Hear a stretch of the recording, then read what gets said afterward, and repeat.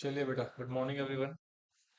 देखो, आज मैं ना बिजनेस में चैप्टर नंबर 12 शुरू करना है बेसिकली, जो कि है कंज्यूमर प्रोटेक्शन। ठीक है, कंज्यूमर प्रोटेक्शन। अच्छा सुनो, सबसे पहले तो बताएं सर, बिजनेस में हम ये पूरा लॉ का सिनेरियो है, इसको क्यों पढ़ रहे हैं? तो इसकी इंपॉर्टेंस क्या है, इसका सिचुएशंस क्या है, ये सब चीजें हम डिस्कस करने वाले हैं। तो सबसे पहले ना कॉन्सेप्ट सुनिए। देखो, रिसेंटली ना आपने एक चैप्टर फिनिश किया था मार्केटिंग का, किया था। तो मार्केटिंग में हमने दो चीजें डिस्कस करी थी मार्केट के लिए ना। एक तो मार्केट में इंपॉर्टेंट पर्सन होता है कौन? सेलर, है ना। और एक पर्सन होता है कौन? कंज्यूमर। बोलो जी। हाँ जी, ये कौन है? सेलर। और ये कौन है? कंज्यूमर। जनरली सर, देखो मैं अभी कंज्यूमर प्रोटेक्शन एक्ट के हिसाब से नहीं बता रहा हूँ आपको, जनरल सेंस में समझा रहा हूँ।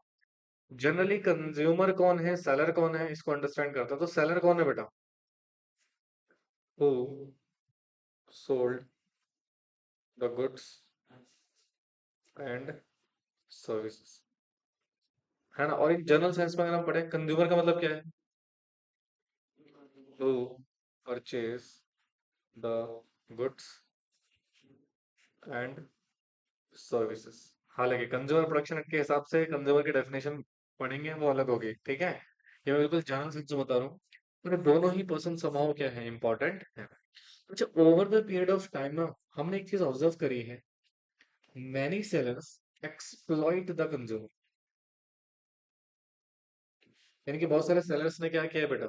एक्सप्लॉइट किया है कंज्यूमर को बहुत सारी अलग अलग तरीके से। जैसे देयर आर सर्टेन वे जिससे कंज्यूमर का एक्सप्लॉइटेशन होता है मार्केट में। सबसे पहले हम बोले एडल्ट्रेशन। जब गुड्स में क्या होता है बेटा? एडल्ट्रेशन होता है, या फिर पुअर क्वालिटी दी जाती है कंज्यूमर को। बोलो जी। हाँ, या फिर मिसलीडिंग एडवर्टीजमेंट्स किए जाते हैं। मिसलीडिंग एडवर्टीजमेंट्स, या फिर शॉर्ट मेजर्स यूज किए जाते हैं।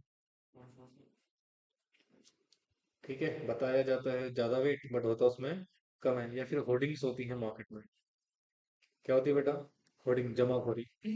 तो यानी कि सर, ऐसे बहुत सारी सिचुएशंस हैं जिसकी वजह से कंज्यूमर का मार्केट में बहुत ज्यादा क्या होता है, एक्सप्लॉइटेशन होता है। क्या होता है जी?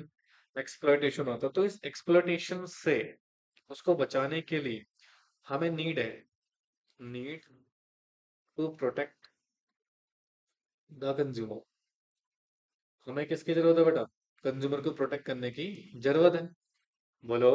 हाँ, तो जब कंज्यूमर को हम जब प्रोटेक्ट कर रहे हैं, तो कंज्यूमर को प्रोटेक्ट करने के लिए बेटा एक बेसिकली लॉ बनाया गया, कंज्यूमर प्रोटेक्शन एक्ट 1986। यानी कि 1986 में बेटा एक लॉ बना, जिसको हमने बेसिकली नाम दिया क्या?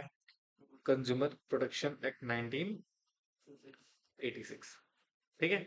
बट अभी ये लॉ रिप्लेस कर दिया गया है, replaced by consumer protection act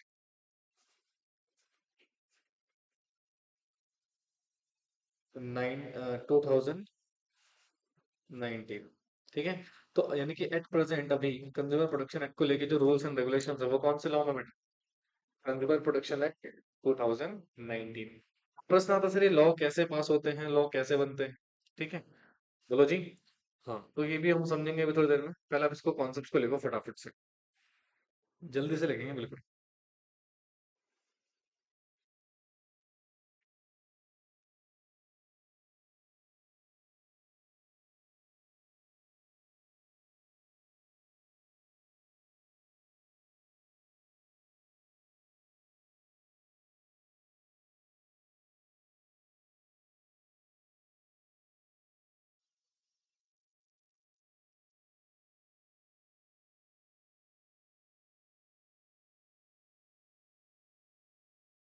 थोड़ा जल्दी लिखेंगे, ठीक है।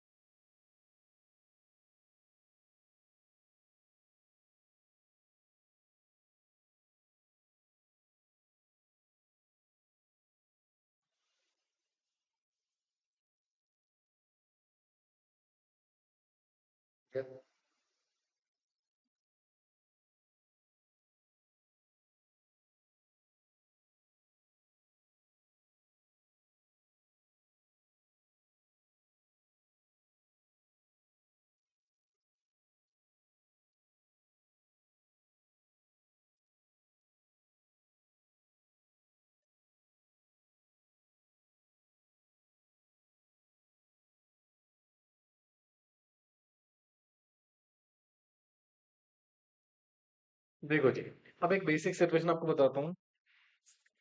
गवर्नमेंट लॉ कैसे बनाती है, देखो भैया, एक कॉन्सेप्ट सुनिएगा, law making process, that is Bharat में बेटा कॉन्स्टिट्यूशन ऑफ इंडिया, क्या है बेटा, कॉन्स्टिट्यूशन ऑफ इंडिया है, जो कि पावर देता है किसको, गवर्नमेंट ऑफ इंडिया को, कि वो लॉ बना सकती है। क्या बना सकती है? गवर्नमेंट ऑफ इंडिया अगर मैं बात करूं तो दो तरह से यहाँ पे सरकार काम करती है, एक तो स्टेट गवर्नमेंट के फॉर्म में और एक सेंट्रल गवर्नमेंट के फॉर्म में। एक कौन हो गई बेटा हमारी, सेंट्रल गवर्नमेंट, एक कौन हो गई हमारी, स्टेट गवर्नमेंट। ठीक है। So there are two types of government we are having, centre और स्टेट। तो सेंट्रल गवर्नमेंट को अगर लॉ बनाना हो तो ये बनाती है वाया पार्लियामेंट। कहाँ बनाती है बेटा, पार्लियामेंट में, ठीक है। और अगर स्टेट गवर्नमेंट को लॉ बनाना हो तो बनाता है स्टेट लेजिस्लेटिव असेंबली में लॉ होती है। ठीक है। तो यानी कि दो तरीके के हमारे हाउसेस हैं जहाँ पे बेसिकली लॉ बनता है। हालांकि हमें यहाँ पर पार्लियामेंट्री सिस्टम समझना है, इसको हम अभी इतना नहीं समझेंगे, ठीक है। पार्लियामेंट के जनरली दो हाउसेस होते हैं, एक होता है Lok Sabha, house of the people बोलते हैं इंग्लिश में इसको, और एक होता है राज्यसभा। ठीक है। तो यानी कि जनरली यहाँ पे हमारे पास क्या है बेटा, दो तरह के हाउसेस हैं, एक है लोकसभा और एक क्या है, राज्यसभा। ठीक है, पार्लियामेंट। बोलो बच्चों।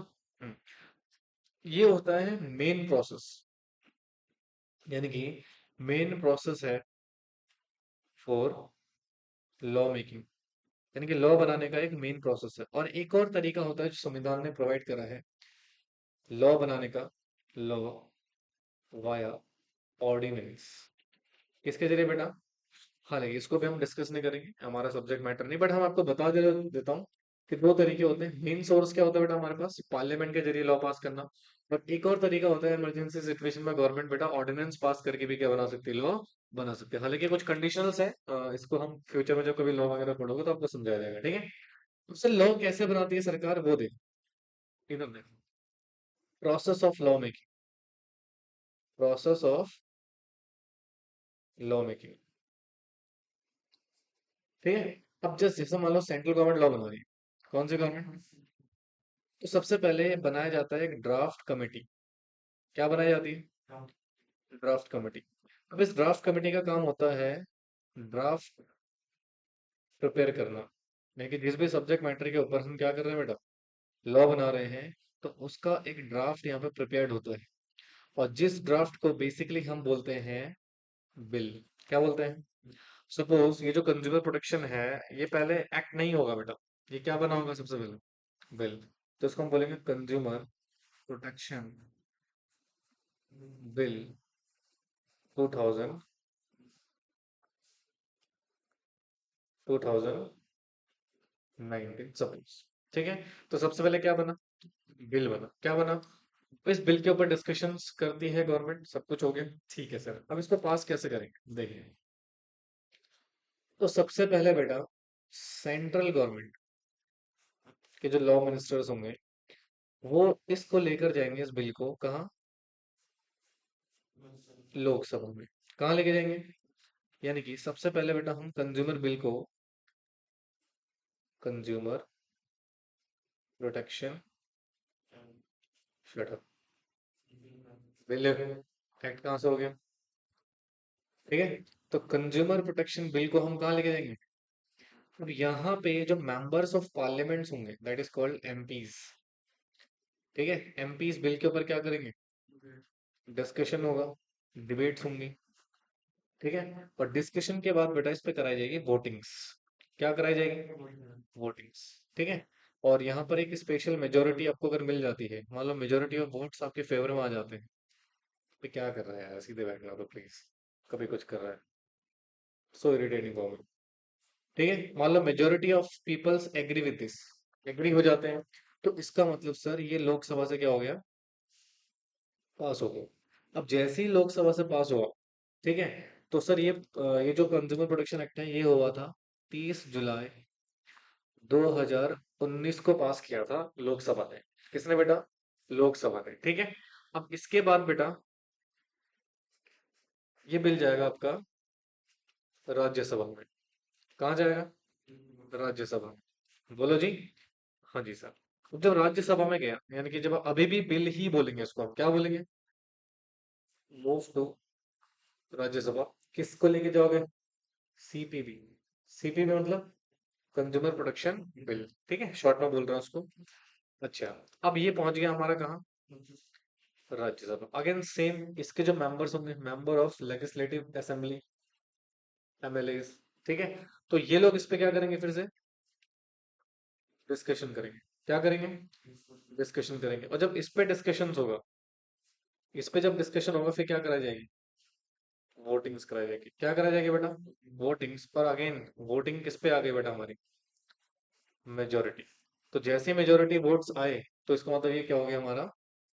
पास हो गया। तो भैया ये पास हुआ था आपका 6 अगस्त 2019 को। कब पास हुआ था यहाँ से? अच्छा, क्या अब ये प्रोसेस कंप्लीट हो गया?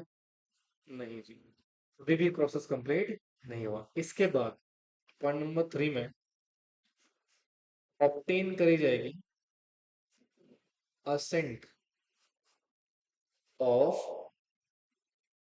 President of India. यानी कि भारत के जो प्रेसिडेंट हैं, उनकी इसमें क्या ली जाएगी बेटा? सहमति ली जाएगी, असेंट ली जाएगी। ठीक है। और बेटा इसको, जो प्रेसिडेंट ने असेंट प्रोवाइड करी थी, असेंट प्रोवाइडेड ऑन 9th अगस्त 2019। और जैसे ही प्रेसिडेंट की असेंट मिल गई, अब हम इसको क्या बोल सकते हैं बेटा? Consumer protection act 2019। बट कमाल की बात क्या है, ये एक्ट तो बन गया, बट अभी ये इन्फ्लुएंस सॉरी इम्प्लीमेंट नहीं हुआ। ठीक है, एक्ट तो बन गया, बट ये लागू नहीं हुआ था। तो इसको लागू किया गया, इनके कमेंसमेंट डेट इसकी जो थी, कमेंस्ड फ्रॉम, कुछ प्रोविजन हुए थे 20 जुलाई 2020 को, एंड कुछ प्रोविजंस लागू हुए थे 24 जुलाई 2020 को। यानी कि ये एक्ट बन तो गया था 19 में, बट ये लागू कब हुआ बेटा? 20 में लागू हुआ। कब लागू हुआ? 20 में लागू हुआ। समझ में आया? बोलो भैया। नहीं आया?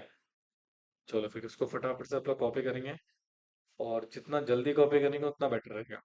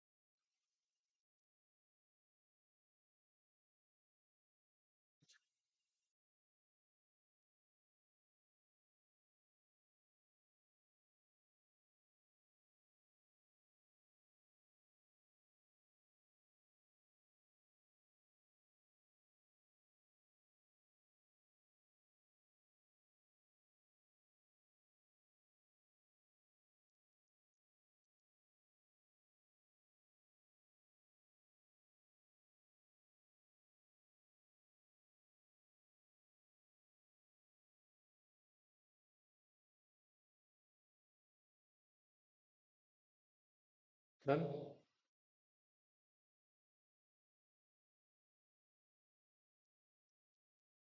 अब एक काम करना, इसको भी एमपी ही लिख लेना। क्या लिख लेना इसको भी? एमपी ही लिख लेना।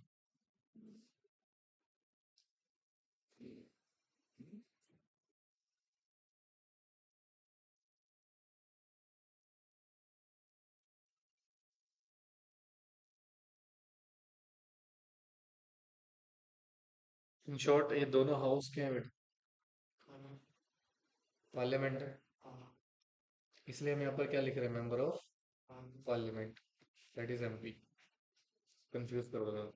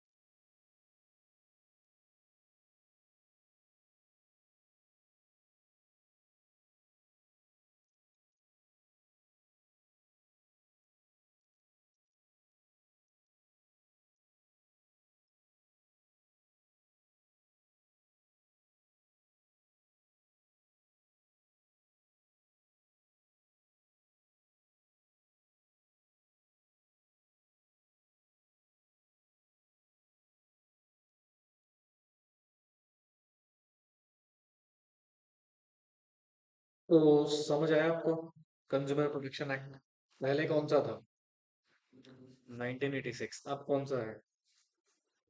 बोलो भैया। 2019। इसमें ना कुछ अमेंडमेंट्स भी आई हैं, चेंजेस भी आए हैं थ्रेशोल्ड लिमिट को लेके।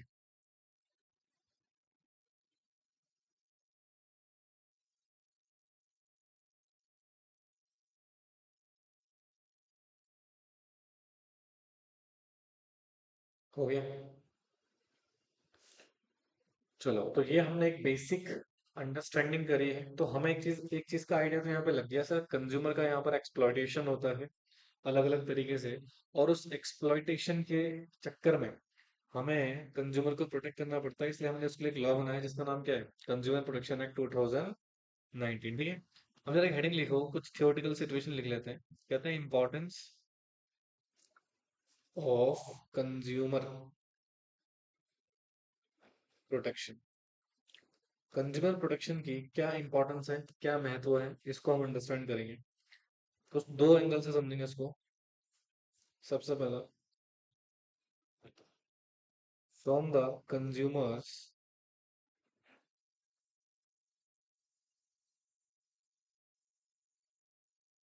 कंज्यूमर्स पॉइंट ऑफ व्यू, और second will understand from the business point of view.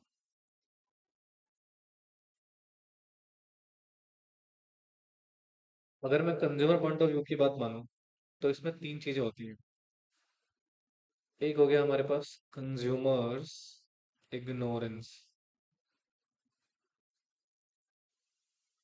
दूसरा हो गया हमारे पास अनऑर्गेनाइज्ड कंज्यूमर, तीसरा हो गया wide spread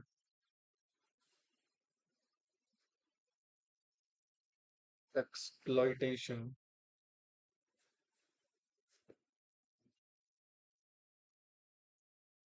consumer.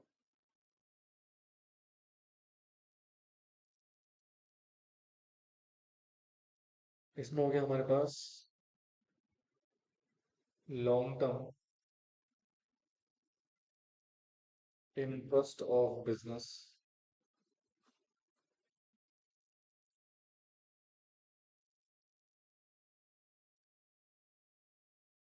Business use society resources,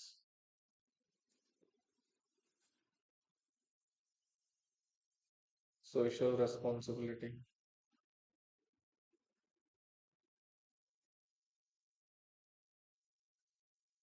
moral justification.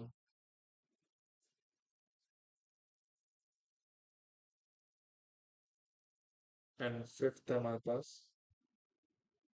Government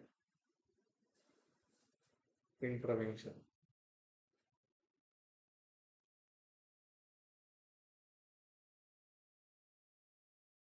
देखो जी, तो कहते हैं सर कंज्यूमर को प्रोटेक्ट करने की जरूरत क्या है, उसकी इंपॉर्टेंस क्या है, what are the importance of consumer protection, क्या जरूरत है। ठीक है, तो उसका हम दो पॉइंट समझे। सबसे पहले कंज्यूमर के पॉइंट ऑफ व्यू से अंडरस्टैंड करेंगे, दूसरा बिजनेस के पॉइंट ऑफ व्यू से। अगर मैं कंज्यूमर के पॉइंट ऑफ व्यू से बोलूँ, तो कंज्यूमर इग्नोरेंस। भाई देखो, कंज्यूमर ना इतना अवेयर नहीं है। कंज्यूमर क्या नहीं है, consumer not aware about his rights. यानी कि कंज्यूमर अपने राइट्स को लेकर उतना अवेयर नहीं है। अब जब अवेयर नहीं है और उसको लगता है कि यार ये तो जैसे एक्सप्लॉइटेशन अगर हो भी रहा है ना, तो वो मान लेता है कि ये मार्केट की सिचुएशन है, मार्केट की कंडीशन है। राइट, तो इसलिए बेटा उसको प्रोटेक्ट करने की जरूरत है। ठीक है, क्योंकि कंज्यूमर अपने राइट्स को लेके क्या नहीं है, ऑर्गेनाइज नहीं है, अपनी वॉइस रेज नहीं करता एक्सप्लॉइटेशन के अगेंस्ट, इसलिए उसके लिए लॉ बनाना जरूरी है। दूसरा, कंज्यूमर जो है वो अनऑर्गेनाइज्ड है, और एक इंडिविजुअल पर्सन की कितनी सुनी जाएगी कोर्ट ऑफ लॉ में, यू नो दैट।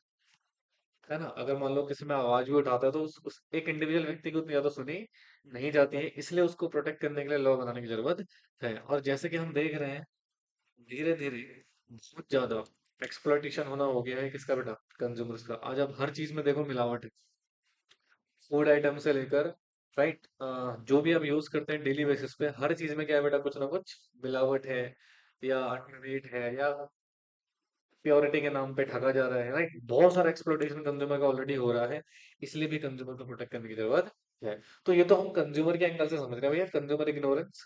हाँ, दूसरा, अनऑर्गेनाइज है कंज्यूमर, इसलिए उसको प्रोटेक्ट करने की जरूरत है। या फिर उसका एक्सप्लॉइटेशन बहुत ज्यादा बढ़ गया है, इसलिए उसको प्रोटेक्ट करने की जरूरत है। और यही है रीजन कंज्यूमर के पॉइंट। अब बिजनेस के पॉइंट जैसे देखो, सपोज कि अगर मान लो लॉ नहीं भी बने, तो भी क्या बिजनेस को फायदा है कंज्यूमर को प्रोटेक्ट करने में। हाँ भाई, जितना आप कंज्यूमर के बारे में सोचोगे, तो क्या लॉन्ग टर्म तक सरवाइव कर पाओगे। हाँ, अगर कोई बिजनेस चाहता है लंबे समय तक सरवाइव करना, उसका लॉन्ग टर्म इंटरेस्ट है, तो वो कोशिश करे कंज्यूमर को प्रोटेक्ट करने की, क्योंकि जितना ज्यादा कंज्यूमर प्रोटेक्ट रहेगा, उतना ज्यादा आपको बेनिफिट होगा, आप लंबे समय तक सरवाइव कर पाएंगे। दूसरा, भाई बिजनेस रिसोर्सेज यूज करता है किसकी, सोसाइटी का, तो भी आपकी रिस्पॉन्सिबिलिटी है। If you are using the resources from the society, then it is your moral value कि आप सोसाइटी का भी क्या करें।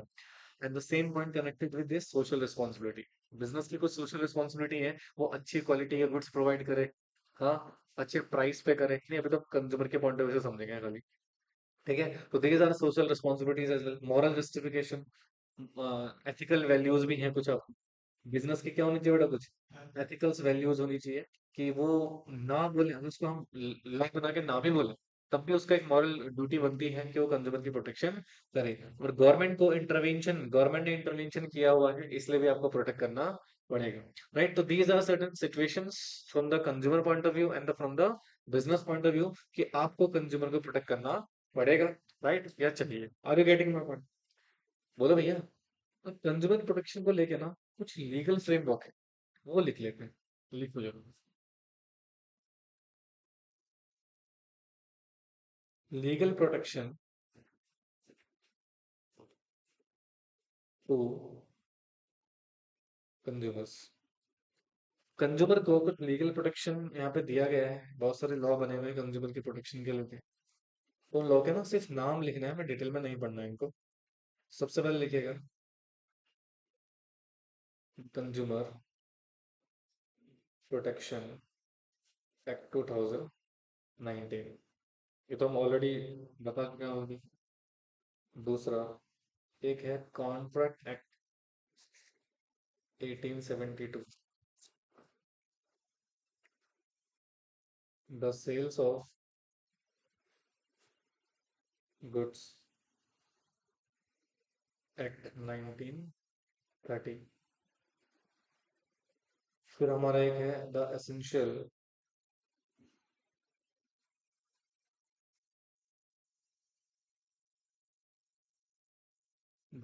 Commodities act 1955।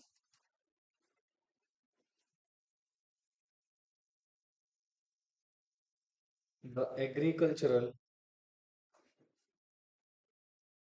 प्रोड्यूस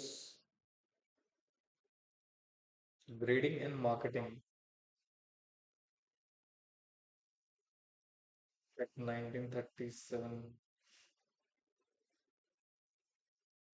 ठीक है।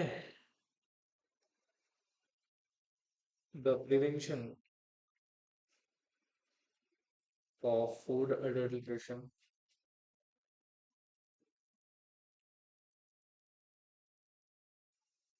Act 1954।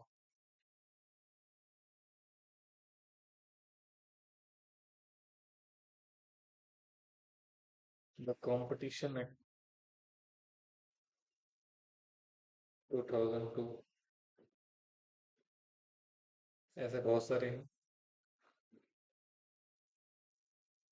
The bureau of Indian standard act 1986 etcetera.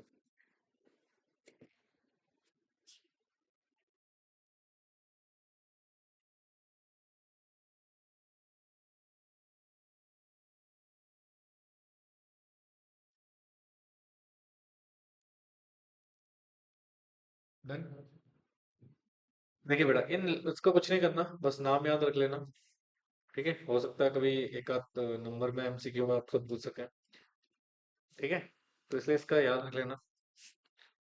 देखो ये कुछ लॉज हैं बेटा जो कंज्यूमर को, हाँ, कंज्यूमर प्रोटेक्शन एक्ट के कुछ सिचुएशन में हमें पढ़ेंगे, है ना, इसके बारे में थोड़ा बहुत दिया हुआ है आपके सिलेबस में, तो हम पढ़ेंगे इसको। दूसरा है contract 1872, sales of goods 1930, essential commodity act 1955, agriculture produce grading and marketing act अभी पढ़ा था ना आपने, ग्रेडिंग्स को लेके, हाँ जी। प्रिवेंशन ऑफ फूड एडल्ट्रेशन, मतलब फूड में जो मिलावट होती है वो सब चीजें। अच्छा, आप ना चाउमीन वगैरह खाते होंगे, तो चाउमीन में ना एक नमक डलता है जिसको बोलते हैं अजीनोमोटो, है ना। This is actually not allowed to sell. उसको बेचना अलाउड नहीं है क्योंकि वो कैंसर का रीजन बन सकता है। नहीं, उसका अलाउड नहीं है, ब्लैक में बिकता है वो अलग बात है। ठीक है, क्योंकि prevention of food adulteration act के अगेंस्ट है। Competition act 2002, bureau of Indian standard act 1986। ठीक है, तो ये कुछ लॉज है बेटा जो कंज्यूमर को डायरेक्टली इनडायरेक्टली क्या करते हैं, प्रोटेक्ट करते हैं, समझे। चलो, अब आती है हमारी मेन सिचुएशन जो अब हमें डिस्कस करना है। Consumer protection act 2019। देखो, इसमें ना कुछ चीजें हमें जो आपको बनानी है, बट उससे पहले ना एक मिनट इधर देखो। सबसे पहले प्रश्न आता है, सर ये लॉ कहाँ कहाँ लागू है, what is the applicability of law. Again, हम इसका एक नॉर्मल सेंस में समझेंगे, डिटेल में मैं नहीं पढ़ा रहा हूँ आपको ये, ठीक है। तो सबसे पहले will understand applicability. Applicability of this act. अब देखो भैया, इनिशियली बेटा क्या होते थे ना, दो सिचुएशन बताता हूँ लॉ की एप्लीकेबिलिटी को लेकर। Before 2019, after 2019। पहले क्या होता था, इंडिया में जितने भी एक्ट पास होते थे, मोस्टली, ठीक है, यानी कि इंडिया में भारत ने जो भी लॉ पास किए वो अप्लाई होते थे होल इंडिया में, apply to whole India, but except Jammu and Kashmir. कहाँ पे अप्लाई नहीं होते थे बेटे, जम्मू कश्मीर में अप्लाई नहीं होते थे, क्योंकि जम्मू कश्मीर को एक स्पेशल स्टेटस मिला था। क्या मिला था, स्पेशल स्टेटस मिला था अंडर आर्टिकल 370 में। स्पेशल स्टेट तो इसका अपना खुद का कॉन्स्टिट्यूशन था, इसके खुद के लॉज होते थे। ठीक है, तो इंडिया के 90% लॉज यहाँ पर एप्लीकेबल नहीं थे। कुछ लॉज अप्लाई थे बट 90% लॉज क्या थे यहाँ पर अप्लाई नहीं होते थे। तो सिमिलरली कंज्यूमर प्रोटेक्शन एक्ट भी पूरे इंडिया में ही एप्लीकेबल था 1950। पहले कौन सा कंज्यूमर प्रोटेक्शन एक्ट था? कंज्यूमर प्रोटेक्शन एक्ट 1986 वाला था, है ना? तो वो ऑलमोस्ट इंडिया में एप्लीकेबल था, बस कहाँ एप्लीकेबल नहीं था? जम्मू एंड कश्मीर में। बट सुनो, 2019 में हुआ क्या? गवर्नमेंट ऑफ इंडिया ने रिमूव कर दिया आर्टिकल 370 फ्रॉम जेल। यानी कि जम्मू एंड कश्मीर से आर्टिकल 370 को क्या कर दिया गया, और इसको जो स्पेशल स्टेट का दर्जा दिया गया था वो हट गया। And it is divided into two parts. एक जम्मू एंड कश्मीर बना और एक बना लद्दाख। क्या बना बेटा? लद्दाख। तो दोनों के दोनों ये बन गए यूटीज। क्या बन गए? यूटीज। ठीक है, तो जैसे ही यूटी बने, आज की डेट में हमारे जो लॉ हैं apply to whole of India. हाँ जी, whole of India including Jammu and Kashmir. ठीक है, तो इंक्लूडिंग जेएनके, यानी कि जो कंज्यूमर प्रोटेक्शन एक्ट 2019 है, ये इंडिया के साथ साथ कहाँ अप्लाई है बेटा? जम्मू कश्मीर में भी एप्लीकेबल है। समझ में आया? तो ये एप्लीकेबिलिटी है। दूसरा, इसमें जो मोस्ट इंपॉर्टेंट चीज मुझे आपको बतानी है, द डेफिनेशन ऑफ कंज्यूमर। क्या पढ़ाना है बेटा? The definition of consumer. इसको हम डिटेल में अंडरस्टैंड करने वाले हैं यहाँ पर। है, ठीक है, बट बिफोर दिस कॉपी करो इसको।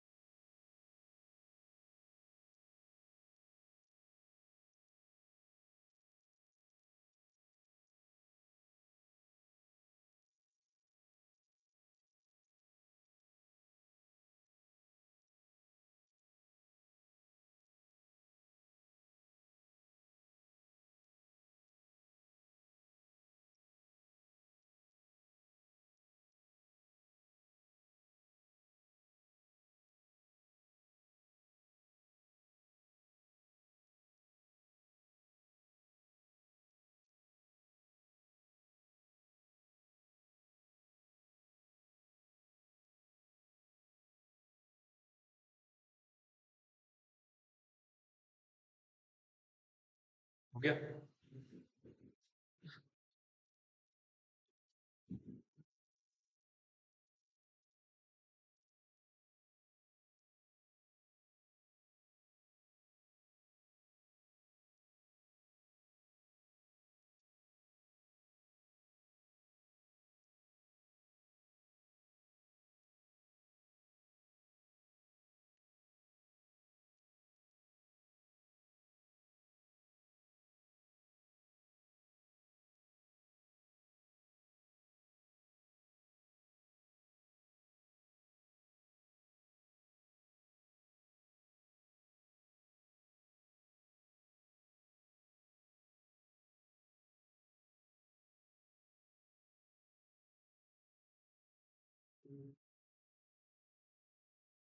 हो गया? देखो फिर, so now let understand consumer का मतलब क्या होता है जी। What is the definition of consumer? तो कंज्यूमर की एक बेसिक डेफिनेशन लिखिए। चलो आप काम करो, पहले आप इसको लिख लो। तो कहते हैं, as per consumer protection act 2019। ठीक है, तो यहाँ पर बेटा हम प्योरली लीगल कॉन्टेक्स्ट से नहीं पढ़ रहे हैं, थोड़ा सा डिफरेंस हो सकता है एकेडमिकली। ठीक है, लिखो, any person who by any goods for a consideration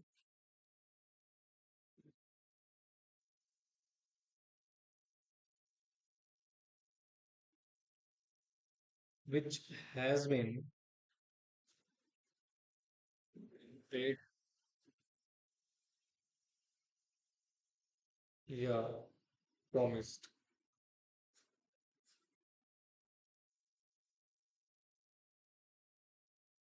partly paid and partly promised, और या फिर under any scheme of deferred payment,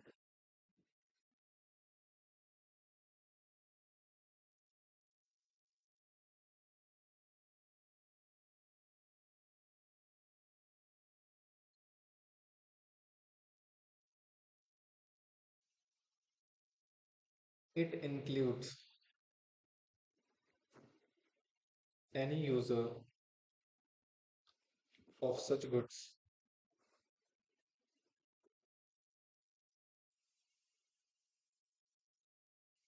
such use approved by the buyer,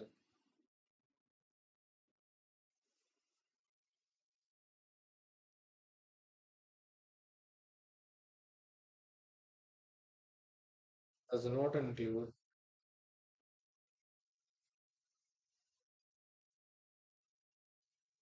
a person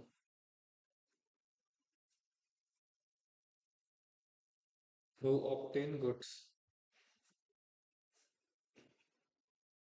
for resale or commercial purpose.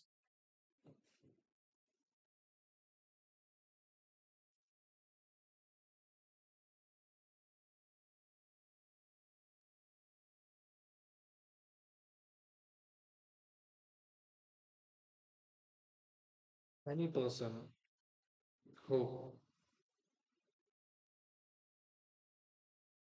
hire or avail of any services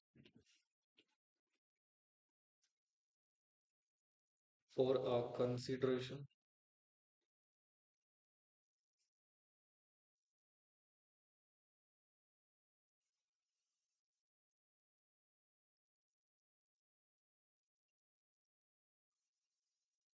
which has been paid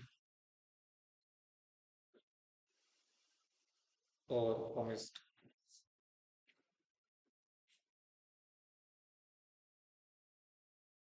या फिर partly paid and partly promised,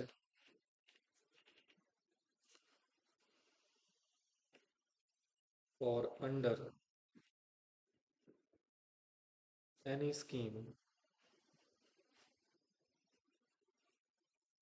of deferred payment.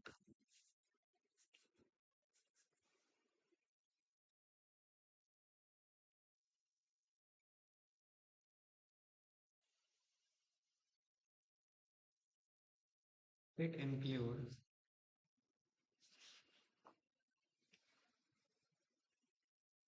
any beneficiary of service,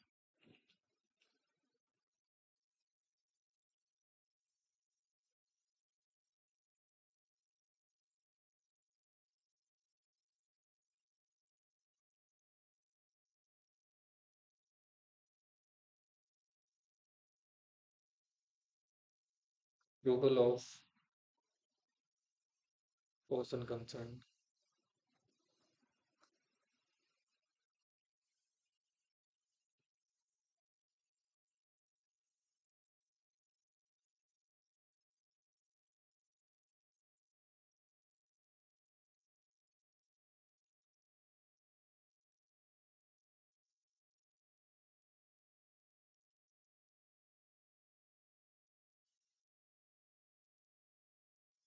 ना इसको ध्यान से पढ़ना, exam में प्रश्न आते हैं इसमें से।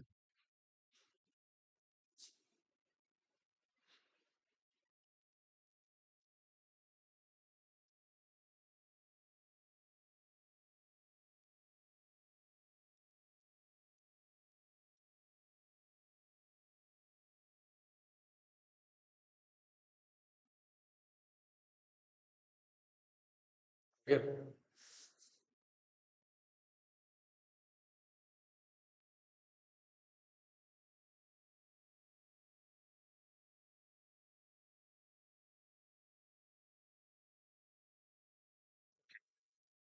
अब जब देखो कंज्यूमर की डेफिनेशन यहाँ पे दो तरीके से समझ रहे हैं हम, एक सर्विस के पॉइंट ऑफ व्यू से और एक गुड्स के पॉइंट ऑफ व्यू से। ठीक है। तो ये वाला जो पोर्शन है ये किसके पॉइंट ऑफ व्यू से है?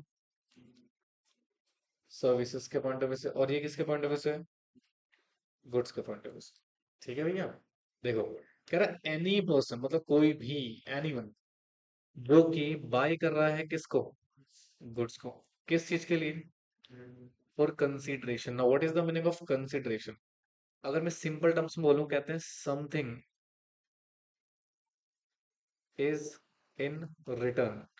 इसका एक लैटिन में होता है क्वाइड प्रो, क्वाइड प्रो को। क्या होता है बेटा?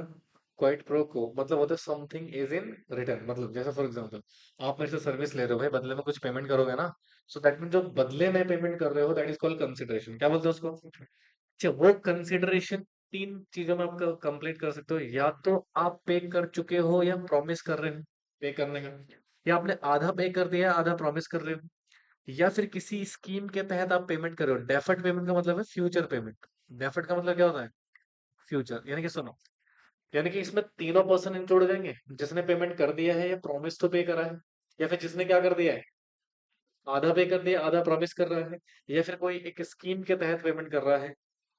जैसे मान लो कंपनी की ना फ्यूचर पेमेंट को लेके स्कीम्स है कि भाई आप हमसे गुड्स आज क्रेडिट में खरीद लो, बट आपको पेमेंट नेक्स्ट 30 डेज के अंदर करना पड़ेगा। ठीक है। तो फॉर एग्जाम्पल 30 डेज के अंदर आपको 70% पेमेंट करना पड़ेगा, और उसके नेक्स्ट 15 डेज के अंदर आपको कंप्लीट पेमेंट करनी पड़ेगी। मतलब आप कंपनी के स्कीम के तहत पेमेंट कर रहे हो, तो आपको भी हम क्या मानेंगे कि आप कंसिडरेशन पे कर लिया है और आप कंज्यूमर हो।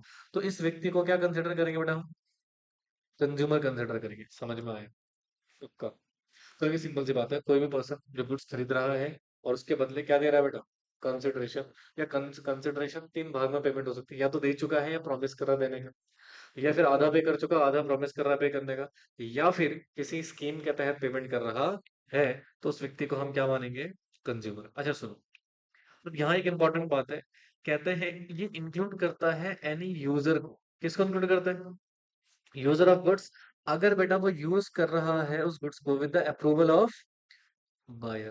जैसे फॉर एग्जाम्पल मैंने गुड्स खरीदा, नहीं खरीदा किसने? मैंने। पेमेंट किसने करी? मैं कौन हूँ? कंज्यूमर। बट मैंने आपको क्रिश को परमिशन दे दी, मैं कहा आप यूज कर लो। ठीक है। तो दैट मीन्स मेरे अप्रूवल से आप यूज कर रहे हो, तो आप भी क्या बन जाओगे? कंज्यूमर बन जाओगे। ठीक है। तो जो यूजर है, जो कंज्यूमर की परमिशन से यूज कर रहा है उसको, तो वो भी क्या बन जाएगा? कंज्यूमर माना जाएगा। ठीक है। समझ में आ रहा है? अच्छा, फिर कहते हैं सर इंक्लूड नहीं करता है उस व्यक्ति को जिसने गुड्स खरीदा है किसके लिए? रीसेल के लिए, या फिर कमर्शियल पर्पस के लिए। मतलब अगर आप गुड्स खरीद रहे हैं रीसेल करने के लिए, कमर्शियल पर्पस के लिए, तो हम उसको कंज्यूमर नहीं मानेंगे। बट सुनो, इसका ना थोड़ा सा एनालिसिस करते हैं, ध्यान से सुनना। हालांकि तुम्हारे सिलेबस में तो नहीं दिया हुआ है, बट मैं आपको बता देता हूँ। सुनना, जैसे फॉर एग्जांपल यहाँ पे दो पर्सन है, पर्सन ए और पर्सन बी। ठीक है। अब पर्सन ए जो है वो गुड्स बाय करता है। क्या करता है? बाय करता है गुड्स, और सेम केस सर्विस में भी होगा। ठीक है।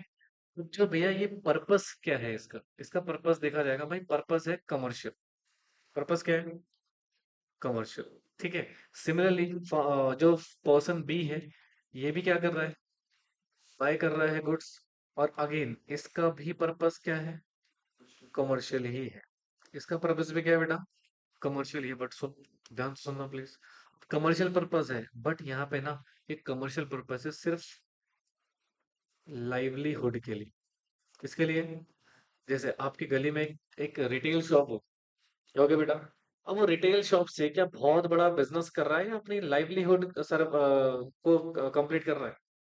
भाई जीने के लिए कर रहा है ना काम। हाँ, तो बहुत बड़ा प्रॉफिट नहीं जनरेट कर रहा है, सिर्फ लाइवलीहुड के लिए कर रहा है। अच्छा, यहाँ पर कमर्शियल पर्पस है, वो पर्पस सिर्फ लाइवलीहुड नहीं है, क्या है बेटा? प्रॉफिट जनरेट करना है। क्या जनरेट करना है? प्रॉफिट जनरेट करना है। तो सुनो ध्यान से, तो लॉ कहता है भी अगर आपका कमर्शियल पर्पस सिर्फ किस लिए है? लाइवलीहुड के लिए, जीने के लिए कर रहे हो, तो हम आपको कंसिडर कर देंगे एज अ कंज्यूमर। अब हम आपको क्या मान लेंगे बेटा? एज अ कंज्यूमर मान लेंगे। बट आप प्रॉपर प्रॉफिट जनरेट कर रहे हैं तो नॉट कंसिडर कंज्यूमर। समझ में आए? और ये दोनों केस में यूज होगा, सर्विस के केस में भी और गुड्स के केस में भी। पहले पढ़ा नहीं पढ़ा, ही बता पहले इसका। कंज्यूमर का गुड्स के पॉइंट ऑफ व्यू से डेफिनेशन समझ में आया। अच्छा, आप दूसरा सर्विस के पॉइंट ऑफ व्यू से। अगेन सेम ही, कोई भी पर्सन बेटा जो हायर कर रहा है या अवेल कर रहा है क्या बेटा, सर्विस को, किसके लिए? कंसिडरेशन। अगेन कंसिडरेशन या तो पे कर चुका है या प्रॉमिस कर रहा है, या आधा पे कर चुका आधा प्रॉमिस कर रहा है, या किसी स्कीम के तहत पेमेंट कर रहा है, तो उस व्यक्ति को भी हम कंज्यूमर मानेंगे। अच्छा, यहाँ पर और कौन इंक्लूड हो जाएगा? बेनिफिशियरी ऑफ सर्विस, अगर उसको अप्रूवल मिल गया है जिस व्यक्ति ने सर्विस ली, जैसे तुम्हारे पेरेंट्स। भाई मेरा जो कॉन्ट्रैक्ट है तुम्हारे साथ है, तुम्हारे पेरेंट्स के साथ, पेरेंट्स के साथ भाई पेमेंट तो वही करेंगे ना। तुम्हारे पेरेंट्स ने सर्विस हायर कर रखी है, बट ले कौन रहा है सर्विस? आप लोग। तो आप लोग बेनिफिशियरी हो, क्या हो? तो आपको भी क्या मान लिया जाएगा? कंज्यूमर मान लिया जाएगा, समझे? और ये इंक्लूड नहीं करता है अगेन वही कमर्शियल पर्पस वाली सर्विस को, बट इंक्लूड कर देगा अगर आप लाइवलीहुड के लिए कर रहे हैं। समझ में आया? ये डेफिनेशन क्लियर हुई? पक्का इसको लिख लो।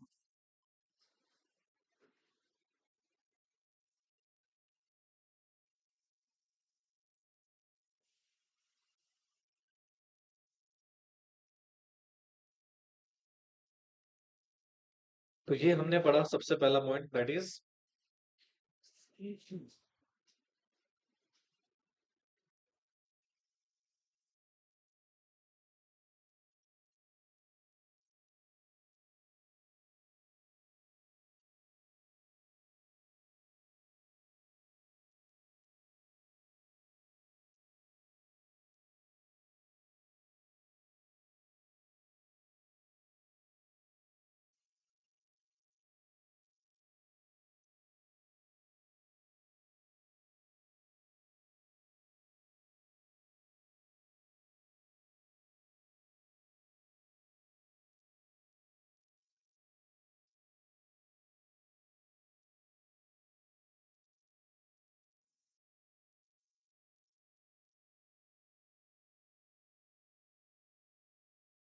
हो गया भैया?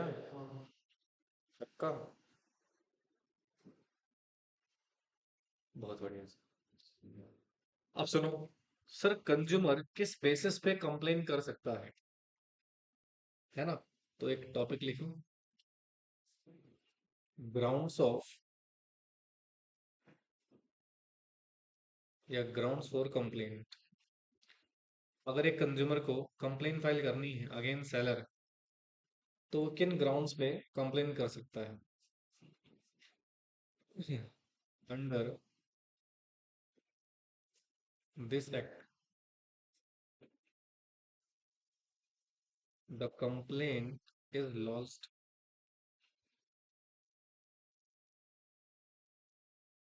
In the context of the follow.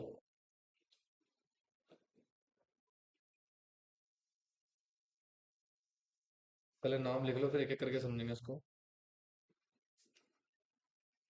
Unfair या फिर रेस्ट्रिक्टिव ट्रेड प्रैक्टिस अगर कोई कर रहा है तो इसको हम यूटीपी या आरटीपी बोलते हैं। दूसरा, if you are selling defective goods, अगर आप डिफेक्टिव गुड्स बेच रहे हैं तो। तीसरा, डेफिशिएंसी ऑफ सर्विसेज, अगर सर्विस में कोई डेफिशिएंसी है वो आप कंप्लेन फाइल कर सकते हो। या एक्सेसिव चार्जिंग कर रहे हैं प्राइस का, तो आप कंप्लेन फाइल कर सकते हो। या आप सप्लाई कर रहे हैं हजार्डियस गुड्स का,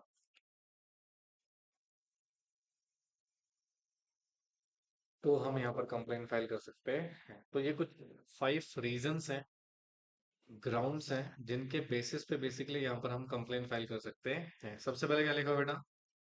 अनफेयर या फिर restricted trade practice, defective goods, deficiency of services, excessive charging price, supply of hazardous goods. There are 5 grounds, right, जिनके बेसिस पे हम कंप्लेन लॉन्च कर सकते हैं। बोलो भैया।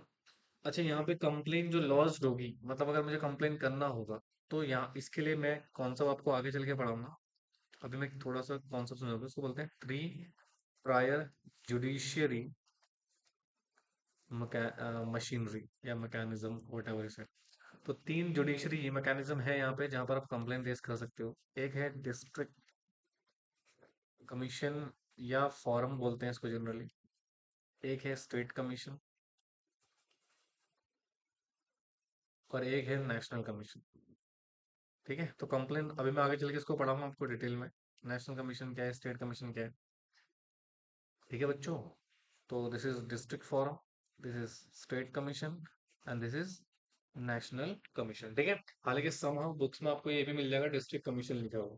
ठीक है, बट इसको फोरम भी बोलते हैं, डिस्ट्रिक्ट भी, दैट इज कमीशन भी बोल सकते हैं। ठीक है, तो before understanding these three judiciary machinery, उससे पहले हम समझ लेते हैं ये ग्राउंड्स क्या है। ठीक है, बोलो भैया। तो सबसे पहले लिखेंगे फटाफट से, अनफेयर, सो रहा है फिर से तू? है, मार और खाएगा क्या मेरा तो? यूटीपी, और यहीं पे लिखते हैं restrictive trade practice, that is RTP. तो विल अंडरस्टैंड यूटीपी क्या है और आरटीपी क्या है। तो सबसे पहले लिखो means to adopt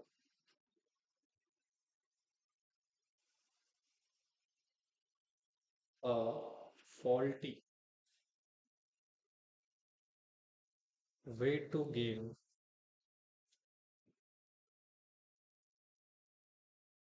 this profit by a trader,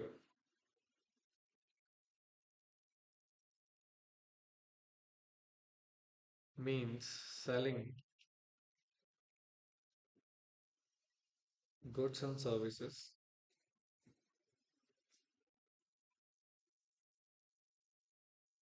on some condition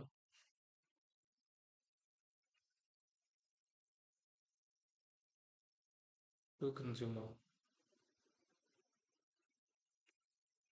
by traders।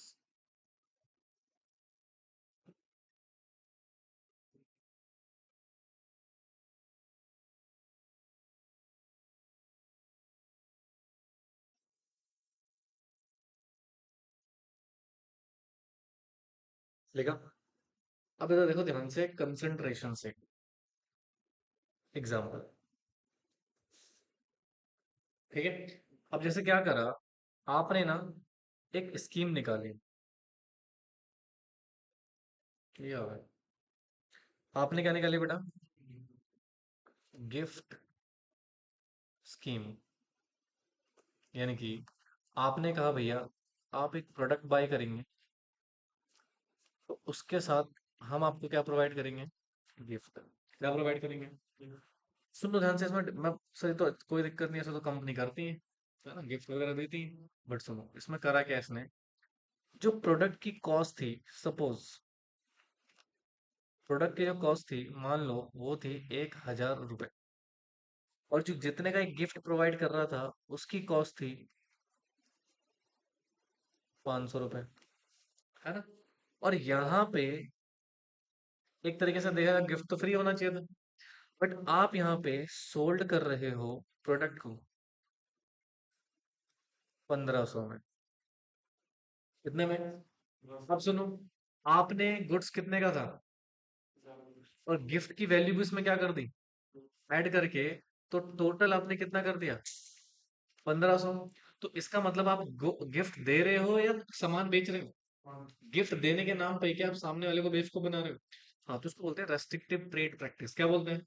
Restrictive trade practice, और दिस इज नॉट अलाउड। मतलब देखो, मींस आपने अडॉप्ट करा एक फॉल्टी, गलत तरीका अपने आप को प्रॉफिट कमाने के लिए, गेन करने के लिए ट्रेडर ने, तो वो क्या है बेटा? UTP, unfair trade practice. अरे गेटिंग माय पॉइंट? पक्का? हाँ जी। अब आते हैं रेस्ट्रिक्टिव ट्रेड प्रैक्टिस। अब इसका भी एक एग्जांपल समझो। जैसे मान लो आपने किसी को कार सोल्ड करी। क्या करी बेटा? जब आप कार सोल्ड कर रहे हो तो उसमें आप ना एक कंडीशन लगा रहे हो कि अगर कार हमसे लोगे तो हमसे क्या लेनी पड़ेगी? Insurance policy also be purchase. यानी कि हमसे ही आपने कार ली है तो हमसे ही क्या लेनी पड़ेगी बेटा? इंश्योरेंस पॉलिसी भी लेनी पड़ेगी, या और भी जो बेसिक इंस्ट्रूमेंट्स होते हैं वो लेने पड़ेंगे, और मैंडेटरी सेल कर दिया आपने कि नहीं जी आपको लेना ही पड़ेगा, अदरवाइज आपको कार वगैरह नहीं मिलेगी। सो दैट मीन्स यहाँ पर आप क्या कर रहे हो? रेस्ट्रिक्टेड ट्रेड प्रैक्टिस कर रहे हो। Means selling goods and service on some condition to consumer by the trader, मतलब कंडीशन लगाना अगेन नॉट अलाउड, ये रेस्ट्रिक्टिव है। क्या है? रेस्ट्रिक्टिव है। और एक गलत तरीका यूज करना क्या है? अनफेयर ट्रेड प्रैक्टिस है। समझ में आया? नहीं आया? चलो फटाफट से एग्जाम्पल लिखो जल्दी से।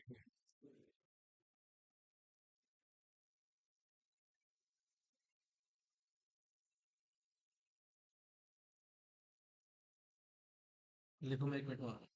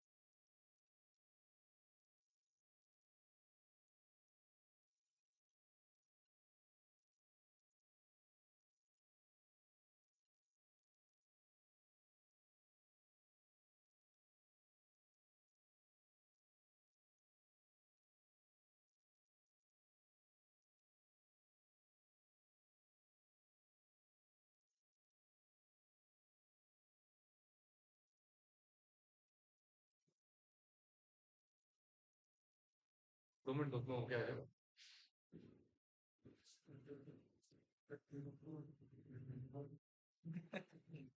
अभी 5 मिनट का ब्रेक दूंगा, धूप में आ जाना भाई। छत पे? अरे हम भेजेंगे। चलो लिखो। Defective goods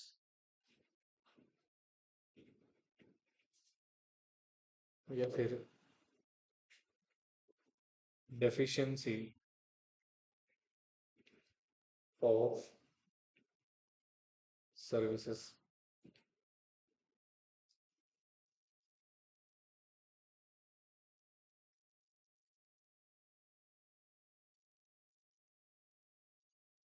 consumer can file a complaint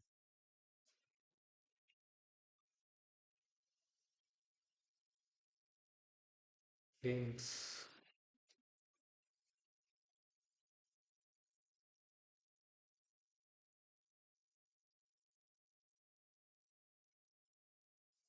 defect may relate to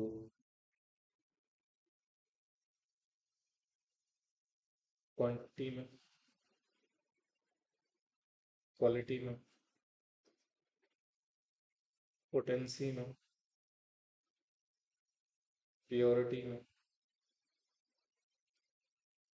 of the goods.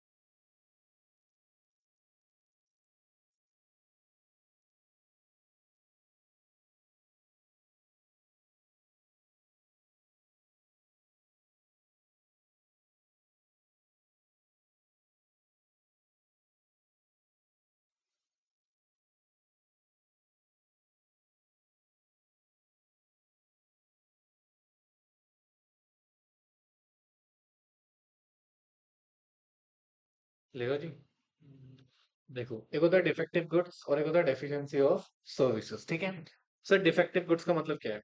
कहते हैं a consumer can file a complain against defective goods. Defect का मतलब हो सकता है भैया, देखो, क्वांटिटी में कमी, क्वालिटी में कमी, पोटेंसी में कमी, प्योरिटी कमी गुड्स की, जो हमारे कॉन्ट्रैक्ट के हिसाब से हमें चाहिए था वैसा आपने प्रोवाइड नहीं करा, देयर इज सम डिफेक्ट, ठीक है।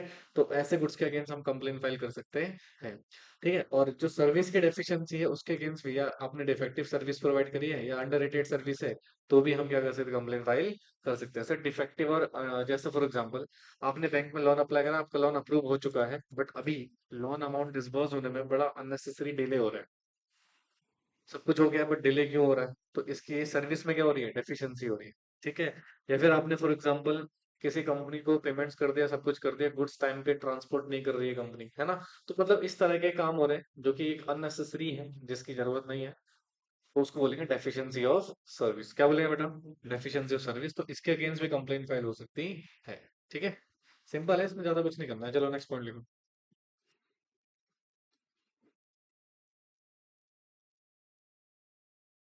Excessive charging of price.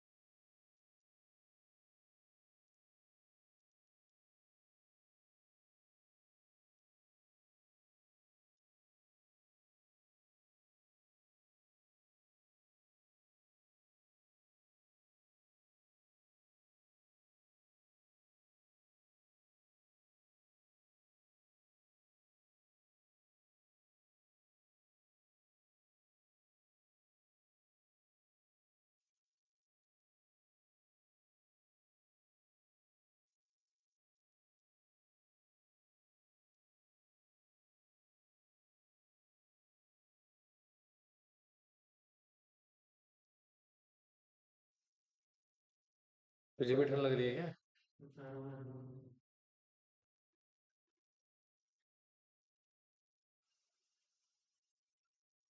कितनी ठंड तो है नहीं वैसे।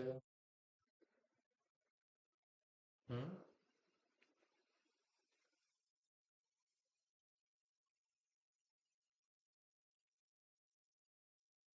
पैर ऊपर करके बैठ जाओ। तेरे नहीं आ पाएंगे, तुम्हारा तो आ जाएंगे। हाँ, ऊपर करके बैठ जाओ। एक्चुअली नीचे ना पोछा लग रहा है, इस वजह से ठंड लग रही होगी। बैठ जाओ, बैठ जाओ, आराम से बैठ जाओ, कोई दिक्कत नहीं। पैर में लगती है ठंड में। ये एक बेटा सिंपल सा कॉन्सेप्ट है बेटा, कि आप ओवर प्राइस चार्ज कर रहे हो। जैसे एमआरपी सुना आपने, है ना, मैक्सिमम रिटेल प्राइस 100 रुपये लिखा हुआ है। कितना लिखा हुआ है? और आप चार्ज कर रहे हो कंज्यूमर से 105 रुपये। भाई 5 रुपये एक्स्ट्रा क्यों चार्ज कर रहे हो? किस चीज का चार्ज कर रहे हो? इसको बोलेंगे एक्सेस चार्जिंग ऑफ प्राइस। क्या बोलेंगे? Excess charging of price. और इसके बेसिस पे भी कंज्यूमर कंप्लेंट फाइल कर सकता है, सिंपल सी बात है। देखो, कंज्यूमर कैन लॉन्च मतलब फाइल कर सकता है complain against excess charging of price. Excess charging of price means over charging in the following. जैसे प्रोडक्ट के पैकेट्स में जो प्राइस लिखा है उससे ज्यादा प्राइस चार्ज कर रहे हो, या प्राइस इतना ऑन प्रोडक्ट, या फिर एक्ट में डिसाइड करते हुए प्राइस उससे ज्यादा चार्ज कर रहे हो, तो भैया वो अलाउड नहीं है। अगर ऐसा कोई करता है तो उसके अगेंस्ट कंप्लेंट फाइल हो सकती है, समझे? ये सिंपल है ना? हाँ जी सर, सिंपल है, ज्यादा इसमें लोड लेने की जरूरत नहीं। चलो आप लिखो supply of hazardous goods.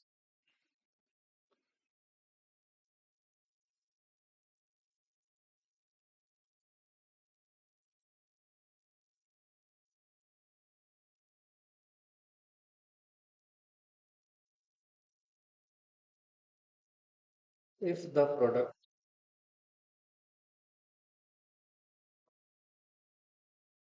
Which can prove hazardous for life are sold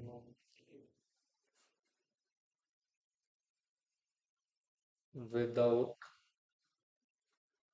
proper information,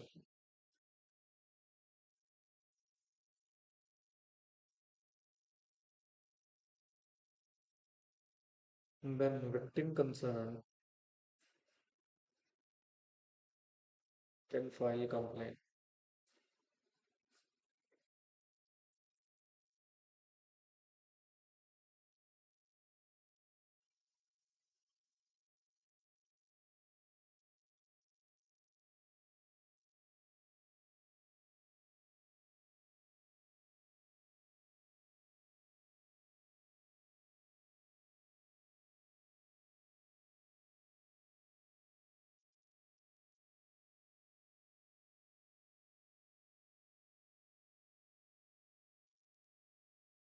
देखो बच्चों, अब यहाँ पे लिखा हुआ है वर्ड हजार्डियस। इसका मतलब होता है डेंजर। क्या होता है जी? डेंजर। हजार्डियस का मतलब क्या होता है? डेंजर या dangerous, what ever you said.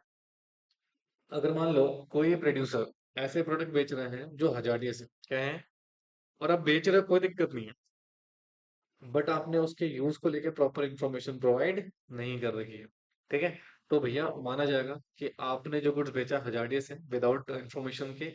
तो यहाँ पर कंज्यूमर जो विक्टिम है वो आपके अगेंस्ट क्या कर सकता है? Complain.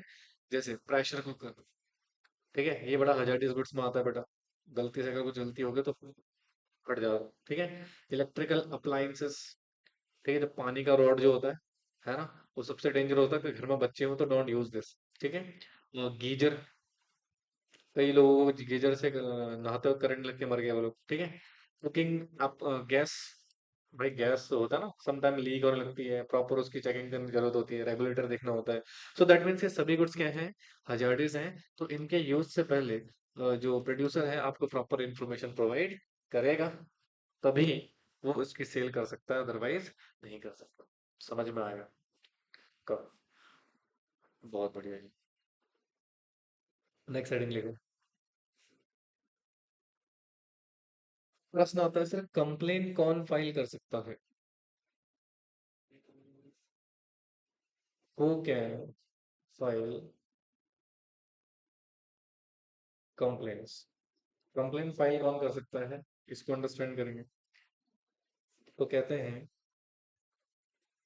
Under this act a complain can be filed by the following person. सबसे पहला, कंज्यूमर। दूसरा, registered consumer association.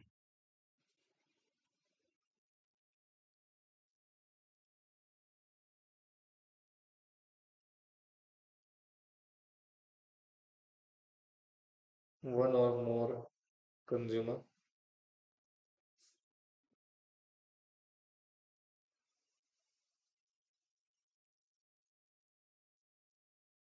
Central government या फिर स्टेट गवर्नमेंट।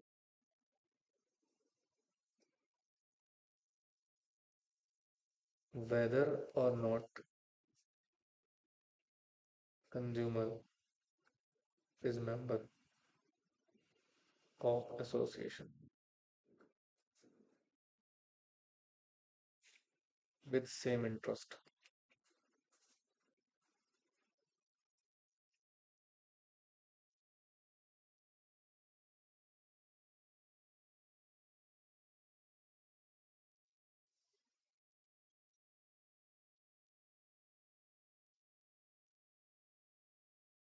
ठीक है, तो भैया कौन कौन कंप्लेन कर सकता है? सबसे पहले कंज्यूमर कर सकता है। कौन कर सकता है जी? कंज्यूमर, ठीक है। और कंज्यूमर कौन होता है ये मैं आपको ऑलरेडी पढ़ा चुका हूँ। तो कंज्यूमर बेटा बेसिकली यहाँ पे कंप्लेन फाइल कर सकता है। बोलो बच्चों, नहीं आया समझ? दूसरा, एक रजिस्टर्ड कंज्यूमर एसोसिएशन, ठीक है। अब रजिस्टर्ड कंज्यूमर एसोसिएशन चाहे उसका वो कंज्यूमर मेंबर हो या मेंबर ना हो उसके बिहाफ में कंप्लेन फाइल कर सकती है। भाई एक से ज्यादा कंज्यूमर साथ में कर सकते हैं अगर उनका क्या है, सेम इंटरेस्ट फॉल कर रहा है। सेंट्रल गवर्नमेंट और स्टेट गवर्नमेंट भी कंज्यूमर के बिहाफ में कंप्लेन फाइल कर सकती है। समझे? तो ये है जो कंप्लेन फाइल कर सकता है। अच्छा, कंप्लेन किसके अगेंस्ट फाइल हो सकती है? लिखो। Against whom can the complaint be filed?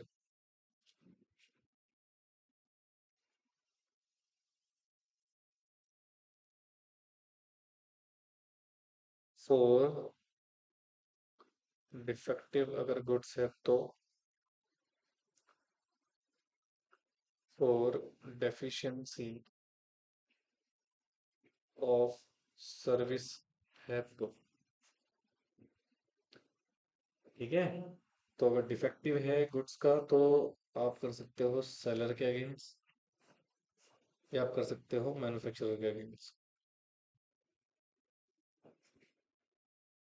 और यहाँ पर आप कर सकते हो सर्विस प्रोवाइडर के अगेंस्ट। तो these are the basic situations जहां पर आप कंप्लेंट्स कंसर्न रेज कर सकते हैं। समझ में आया? तो सेलर के अगेंस्ट भी कंप्लेन हो सकती है, मैन्युफैक्चरर के अगेंस्ट भी, और अगर सर्विस का केस है तो सर्विस प्रोवाइडर के अगेंस्ट यहाँ पे केस फाइल हो सकता है। ठीक है। अच्छा, अगर मान लो कोर्ट में केस गया तो कोर्ट आपको क्या क्या रिलीफ दे सकता है? Which kind of relief court grant? लिखो रिलीफ, ये इसको हम बोलते हैं रेमेडीज। मतलब हमें क्या क्या कोर्ट के द्वारा रिलीफ मिल सकता है।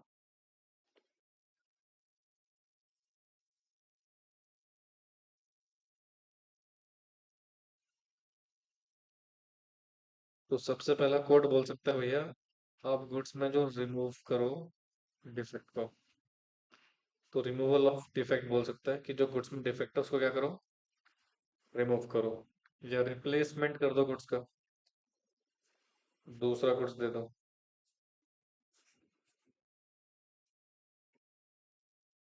या फिर रिफंड कर दो प्राइस,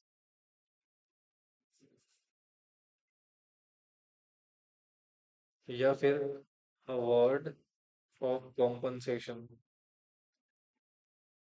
आपसे कोई कॉम्पनसेशन मांग लेगा,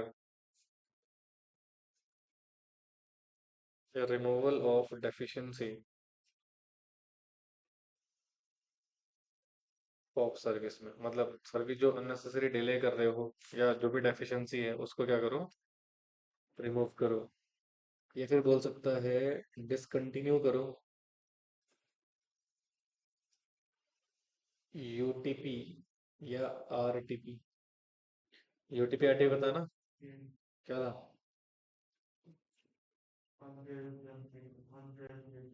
हाँ जी। Stopping the sale of hazardous goods. ठीक है, ये आपसे बोल सकता है क्या, हजार्डियस गुड्स को क्या करो, मार्केट से हटा दो, एक्सेट्रा। ऐसे तो बहुत सारी चीजें हैं। तो ये कुछ रिलीफ हैं जो कोर्ट आपको प्रोवाइड कर सकता है, और आई थिंक बहुत सिंपल है।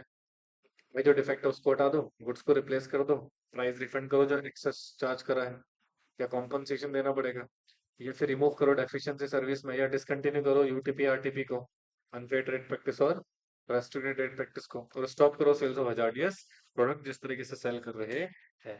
समझे? का ये टॉपिक भी हमारे यहाँ पे क्या हो गया, समाप्त हो गया। चलिए, अब इस चैप्टर का एक बड़ा ही महत्वपूर्ण टॉपिक है, और इसमें से बहुत सारे प्रश्न आपको आते हैं, तो उसको लिख लेना, very very important, that is consumers rights. क्या पढ़ने वाले मैडम?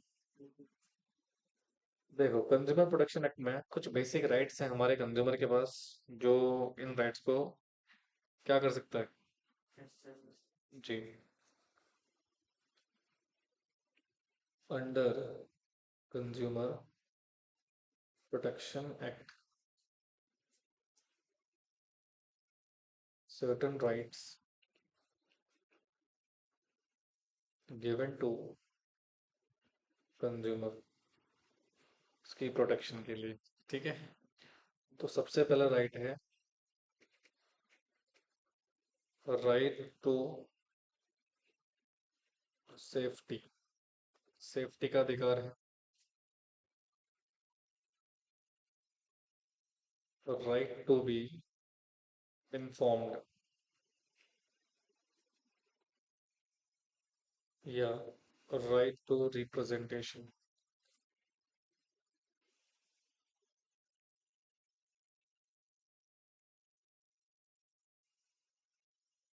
या राइट टू चॉइस, या choose.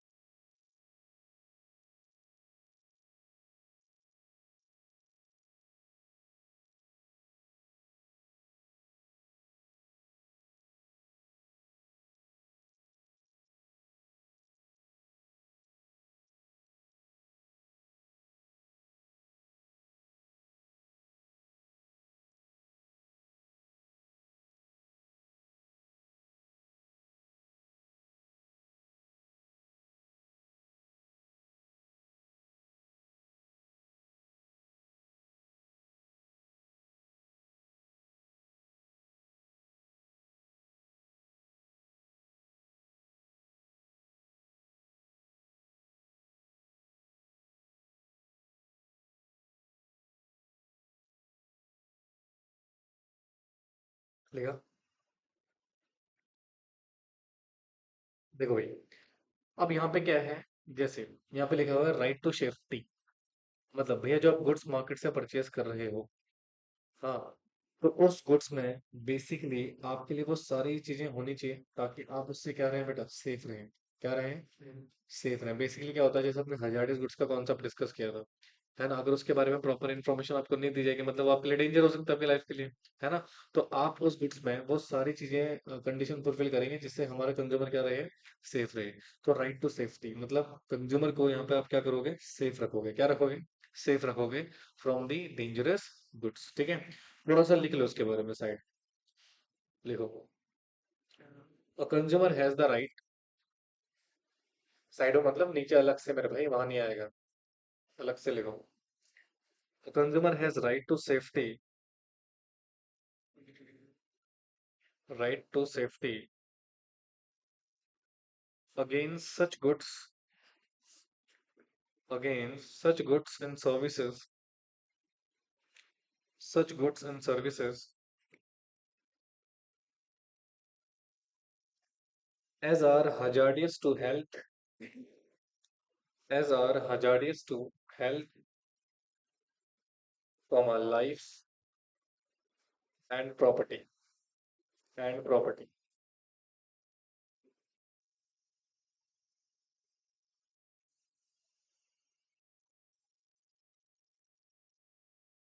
Done.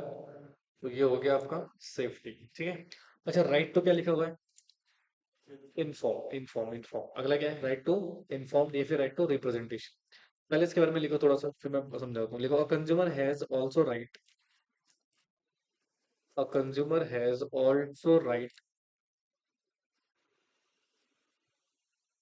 also right that he should be provided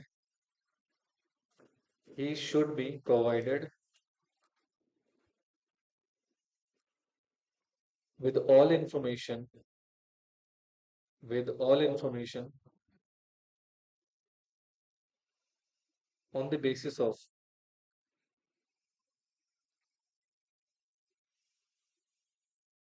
the basis of goods and services। अच्छा देखिए, आपने ना अभी एक चैप्टर फिनिश किया था मार्केटिंग, याद है, पापा कौन सा पढ़ा था, लेबल का। किसका, लेबल के जरिए बिजनेसमैन क्या करता है, इंफॉर्मेशन प्रोवाइड करता है ना गुड्स के बारे में। हाँ, तो अगर मैं इस एंगल से देखूं, क्या लेबलिंग इंपॉर्टेंट हो गया। हाँ, और ये कंज्यूमर का राइट भी है कि वो जो कुछ खरीद रहा है उसके बारे में उसको 100% इन्फॉर्मेशन प्रोड्यूसर के द्वारा मिलनी चाहिए, उसको यूज को लेके कैसे क्या करना है वगैरह वगैरह वगैरह। ठीक है, राइट टू चूज, ये सिंपल सा है। यानी कि यहाँ पर आप अपनी मर्जी से, आपको फ्रीडम है, क्या बेटा, फ्रीडम है टू चॉइस एनी गुड्स जो भी मार्केट में अवेलेबल है, उस गुड्स को आप अपनी मर्जी से चॉइस कर सकते हो। सेलर आपको किसी प्रकार से इन्फ्लुएंस नहीं कर सकता नेगेटिव तरीके से। ठीक है, किस तरीके से बेटा? नेगेटिव तरीके से, क्या वो मेरा ही गुड्स परचेज करो और किसी दूसरी जगह नहीं जा सकते वगैरह वगैरह। तो आपकी फ्रीडम है, आप मार्केट में जो भी गुड्स अवेलेबल है उसको आसानी से परचेज कर सकते हैं। लिख लो, इसको ही लिख लो, इसमें थ्योरी लिखने की जरूरत नहीं है। इस पॉइंट को लिख लो खाली बस।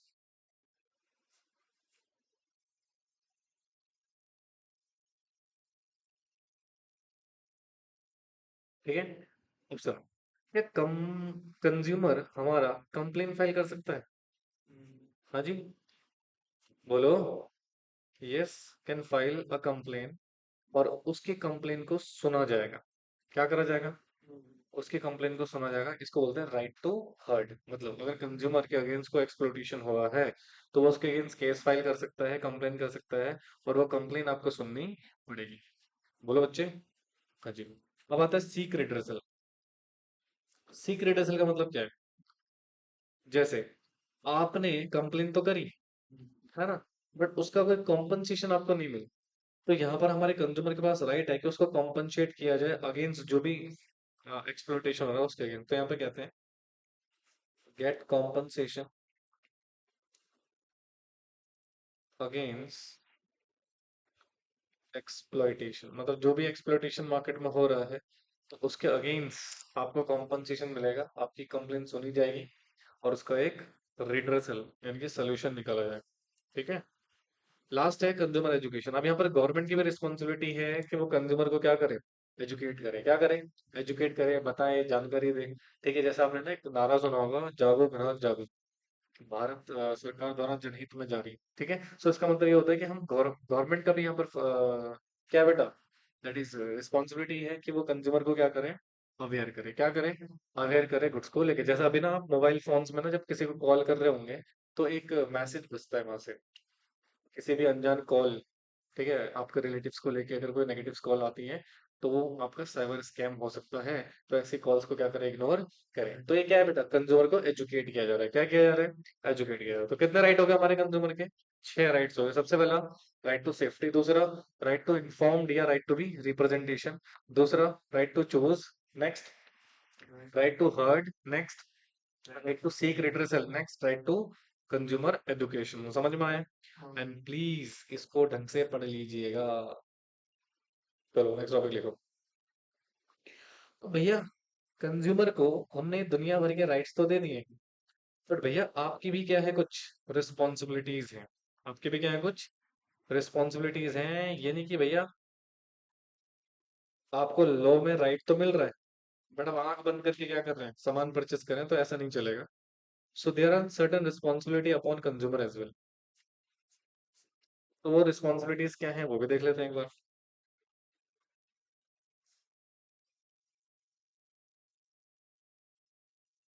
सबसे पहला, be aware about all similar product. Market में क्या होता है, समटाइम बेटा डुप्लीकेट्स प्रोडक्ट्स भी मिलते हैं। क्या मिलते हैं?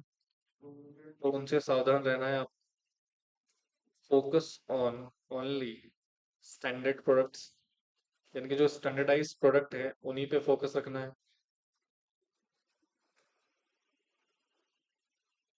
ठीक है, बिना स्टैंडर्ड वाले प्रोडक्ट्स को ना खरीदें क्योंकि वो उसके साथ फ्रॉड हो सकता है। Learn about the associate risk. जो भी सामान आप खरीद रहे हैं उससे जुड़े हुए रिस्क को भी मूल्यांकन करें, एनालाइज करें, तभी उस चीज को परचेस करें। ठीक है। Read labels carefully. जो लेबल्स वहां पे दिए हुए हैं उसमें इंफॉर्मेशन दी हुई है, उसको केयरफुली क्या करें? रीड करें। Asset your self. ठीक है। कंज्यूमर अपने बारे में सोचे और फेयर डील करे। क्या करे बेटा? फेयर डील करे। खुद ही आप डिसऑनेस्ट नहीं हो सकते, बी ऑनेस्ट रहना पड़ेगा आपको इन योर डायलॉग्स। अब अपनी तरफ से क्या रहेंगे बेटा? ऑनेस्ट रहेंगे। आपकी डीलिंग गलत नहीं होनी चाहिए। अगर आपकी डीलिंग गलत हुई तो फिर आप सामने वाले को किस किस तरीके से क्लेम कर सकते हैं कि आपके साथ गलत हुआ है। ठीक है। तो वैसे तो बहुत सारी चीजें हैं, ये कुछ पॉइंट हैं जो आप लिख लीजिए फटाफट से। Do not forget to get cash memo. Bills वगैरह जरूर लें, है ना। समटाइम हम बिल्स वगैरह नहीं लेते हैं। अगर आपके साथ कुछ गलत हो रहा है तो ही कंप्लेन करें, फालतू में छोटी कंप्लेन फाइल ना करें। ठीक है। तो ये कुछ बेसिक रिस्पॉन्सिबिलिटी है कंज्यूमर की, जो कि बेसिक से बेटा आप नहीं भी पढ़ोगे तब भी आपको ये समझ में आ जाएगी। समझे? बोलो भैया। जी नेक्स्ट पॉइंट लिखो।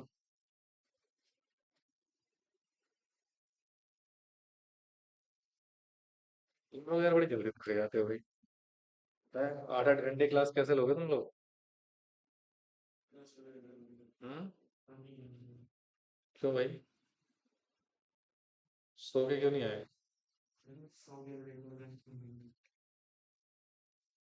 क्या बोल रहे हैं? सो के नहीं आया? धूप क्या लेगा फिर? धूप में अगर ब्रेक दूंगा तो फिर दिक्कत हो जाएगी, टारगेट कंप्लीट नहीं हो पाएगा।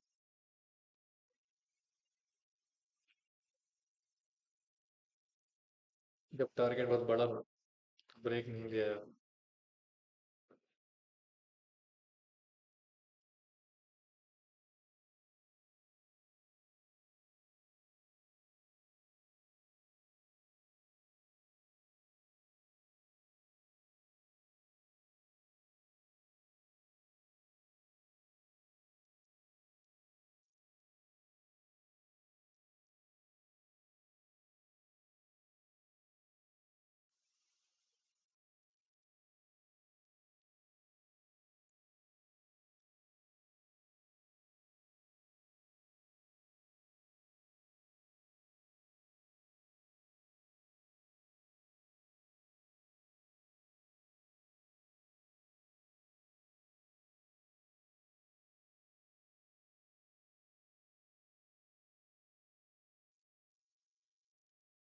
लिखा जी। ओके, बहुत सिंपल है। कंज्यूमर को कैसे प्रोटेक्ट किया जाए? है जी। कंज्यूमर को कैसे प्रोटेक्ट किया जाए, तो सबसे पहले क्या करो? सेल्फ रेगुलेशन बाय बिजनेस, भाई बिजनेस खुद ही सेल्फ रेगुलेट करे। हाँ जी। देखो क्या होता है ना, लॉ लॉ बेसिकली बेटा लोग फॉलो नहीं करते हैं। हाँ करते भी है तो मजबूरी में करते हैं। बट अगर आप खुद ही अपने आप को रेगुलेट करोगे तो कोशिश करोगे कंज्यूमर के साथ कम से कम फ्रॉड हो, क्योंकि कंज्यूमर के साथ फ्रॉड होने का मतलब भैया बिजनेस का भी तो नुकसान है। हाँ। या फिर आप बिजनेस एसोसिएशन बना लें। क्या होता है ना, समटाइम्स कुछ बिजनेस तो कंज्यूमर के साथ फेयरली डील कर रहे होते हैं, बट कुछ क्या कर रहे होते हैं, नहीं कर रहे होते हैं, अनड्यू बेनिफिट्स के लिए नुकसान कर देते हैं कंज्यूमर का। तो यहाँ पे रिस्पॉन्सिबिलिटी, आप एसोसिएशन बनाओ और अच्छे से काम करो, कंज्यूमर को अवेयर किया जाए, है ना। कंज्यूमर ऑर्गेनाइजेशन बनाई जाए और गवर्नमेंट इस पे एक्शन लेती रहे टाइम टू टाइम। तो इस तरीके से हम कंज्यूमर को क्या कर सकते हैं, प्रोटेक्ट कर सकते हैं। समझ में आया? चलिए फाइनली एक लास्ट टॉपिक इस चैप्टर का, and again this topic is very very important. ठीक है, तो सबसे पहले लिखिए आप लोग, प्री प्रायर जुडिशरी या जुडिशियल मशीनरी।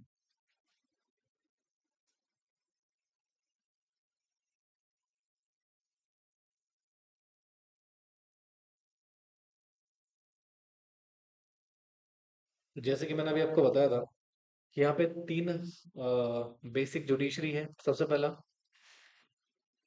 डिस्ट्रिक्ट फोरम, दूसरा स्टेट कमीशन, और तीसरा है हमारे पास नेशनल कमीशन। ठीक है। इन समहाउ डिस्ट्रिक्ट फोरम को हम डिस्ट्रिक्ट कमीशन भी बोल सकते हैं। ठीक है। बोलो रे। अच्छा पहले ना थोड़ा बहुत इनके बारे में पढ़ लेते हैं, फिर मैं एक चार्ट बनाऊंगा जिसमें हम बेसिकली अंडरस्टैंड करेंगे इनके बारे में। देखो मैं इनका ना कॉन्स्टिट्यूशन आपको समझा रहा हूँ। क्या समझा रहा हूँ? मतलब इसको कौन बनाता है, इसमें कितने मेंबर्स होते हैं, वगैरह वगैरह वगैरह। ठीक है। तो सबसे पहले देखो, डिस्ट्रिक्ट फोरम में 3 मेंबर्स होते हैं। कितने मेंबर्स होते हैं जी? 3 member, including one presiding member. Presiding member का मतलब होता है जो उसका चेयरपर्सन एक तरीके से, और एक लेडी का होना भी मस्ट है। One must be women. एक मेंबर कौन होना चाहिए बेटा? बोलो। Female member. और ये सभी को अपॉइंट किया जाता है, अपॉइंटेड बाय स्टेट गवर्नमेंट। कौन अपॉइंट करते हैं जी? स्टेट गवर्नमेंट, ठीक है। और जो प्रिसाइडिंग मेंबर है,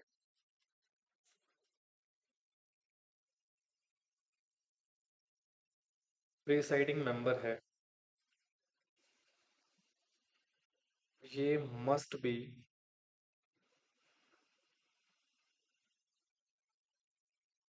या must have qualification of district जज। क्वालिफिकेशन ऑफ अ डिस्ट्रिक्ट जज। तो इसकी क्वालिफिकेशन किसकी तरह होनी चाहिए बेटा? कि कम से कम डिस्ट्रिक्ट जज तो हो। ठीक है।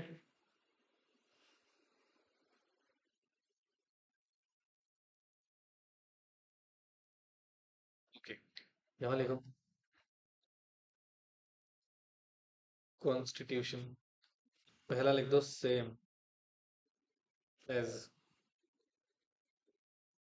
District forum.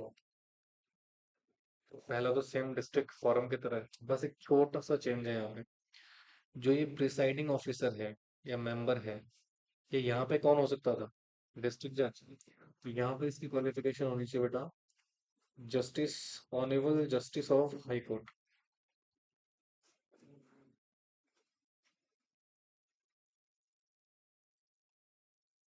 Honourable justice of high court. ठीक है। तो यहाँ पे डिस्ट्रिक्ट जज बोला था हमने, और यहाँ पे क्वालिफिकेशन क्या होनी चाहिए बेटा?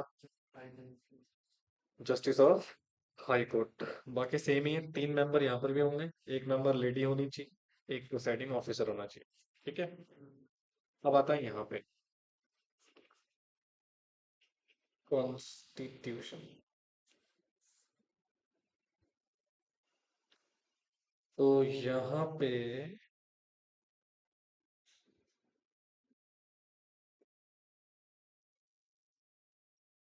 Vice member including one presiding officer. एक कौन होगा जी? Presiding officer, and one must be women. और एक वुमेन होना मैंडेटरी है। और इनको अपॉइंट किया जाता है सेंट्रल गवर्नमेंट के द्वारा, अपॉइंटेड बाय सीजी। ये सभी मेंबर्स को कौन अपॉइंट करेगा बेटा? सेंट्रल गवर्नमेंट अपॉइंट करेगी। ठीक है।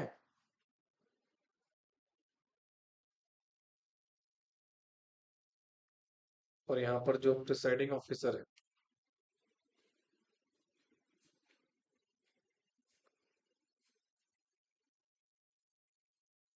इसकी क्वालिफिकेशन होनी चाहिए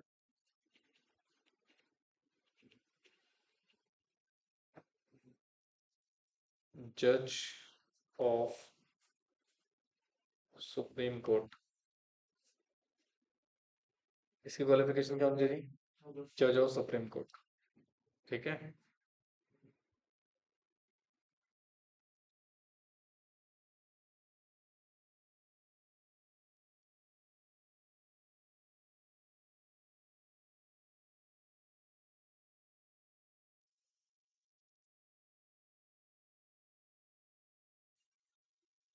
लिखा? अच्छा जी। तो ये समझ में आ गया। रिमेंबर यहाँ पे डिस्ट्रिक्ट कोर्ट का जज होना चाहिए, यहाँ पे हाई कोर्ट का, यहाँ पे सुप्रीम कोर्ट का, यहाँ पे पांच मेंबर। इन दोनों में अपॉइंट कौन करेगा? State government. और यहाँ पे कौन अपॉइंट करेगी? Central government. ठीक है। कंप्लेन कैसे फाइल होती है यहाँ पे वो देखेंगे, स्टेप बाय स्टेप समझेंगे, ध्यान से सुन। तो यहाँ पर हम पढ़ेंगे एक चार्ट, जिस चार्ट के थ्रू हम सिचुएशन को अंडरस्टैंड करेंगे। इधर देखो भाई। अब जैसे मान लो एक कंज्यूमर है। कौन है जी? कंज्यूमर है या अदर स्पेसिफाइड पर्सन। लिखा था ना हमने वहां पे? अभी नहीं लिखना है। Other specified person. देखो तो ध्यान से, तो मान लो आपको ना कंप्लेन करनी है। क्या करनी है? कंप्लेन करनी है। तो सर ये व्यक्ति कंप्लेन कर सकता है कहाँ? डिस्ट्रिक्ट फोरम में। कहाँ कंप्लेन कर सकता है? अच्छा। या फिर ये कंप्लेन कर सकता है कहाँ पे? स्टेट कमीशन में। मैं स्टेट कमीशन को शॉर्ट में लिख रहा हूँ, ठीक है। या फिर ये कंप्लेन कर सकता है कहाँ पे? नेशनल कमीशन में। अब सुनो, अब यहाँ पर सबसे मोस्ट इंपॉर्टेंट है जुरिडिक्शंस ऑफ कोर्ट्स। क्या बेटा? Jurisdictions of court. तो जुरिडिक्शंस क्या है, सुनना। मान लो आप कंप्लेन फाइल कर रहे हो। किसको? डिस्ट्रिक्ट। तो डिस्ट्रिक्ट कोर्ट की जो जुरिडिक्शंस है वो क्या है सर? सर अगर मैं कंज्यूमर प्रोटेक्शन एक्ट की बात करूं, तो वहां पर एक जुरिडिक्शंस पिक्योनरी लिमिट दे रखी है। वो बोल रखा है जी, आपकी जो केस वैल्यू है ना, अगर वो अप टू कितनी होती है? 1 करोड़। अगर अप टू कितनी होती है? 1 करोड़, तो आप कंप्लेन कहाँ फाइल कर सकते हो? डिस्ट्रिक्ट फोरम में, ठीक है। अच्छा, जैसे ही डिस्ट्रिक्ट फोरम में केस गया, तो डेफिनेटली यहाँ पर कुछ ऑर्डर भी पास हो। तो डिस्ट्रिक्ट फोरम ने ऑर्डर पास किया। सपोज आप इस ऑर्डर के ना खुश नहीं हो, इस ऑर्डर से। भाई या तो आप ऑर्डर से खुश हो जाओगे, सेटिस्फाई हो जाओगे, या तो सेटिस्फाई नहीं होगे। अगर आप सेटिस्फाई नहीं होगे, तो आप फिर अपील फाइल कर सकते हो। क्या फाइल कर सकते हो? अपील कहाँ पे? स्टेट कमीशन में। किसके ऑर्डर के अगेंस्ट? डिस्ट्रिक्ट फोरम के ऑर्डर के अगेंस्ट, ठीक है। अगर आपने, भाई सिंपल सी बात है ना, if you satisfy with the order, फिर तो कोई बात ही नहीं है। आगे जाने का मतलब ही नहीं बनता। अच्छा जी, ठीक है। अच्छा सर, अगर 1 करोड़ से ज्यादा की वैल्यू हो, तो उसके लिए आप केस कहाँ फाइल करोगे? तो यहाँ पर कंप्लेन फाइल कर सकते हो आप डायरेक्टली, जहां केस वैल्यू एक्सीड कर गया है 1 करोड़ को, एंड अप टू है 10 करोड़। अप टू कितना है?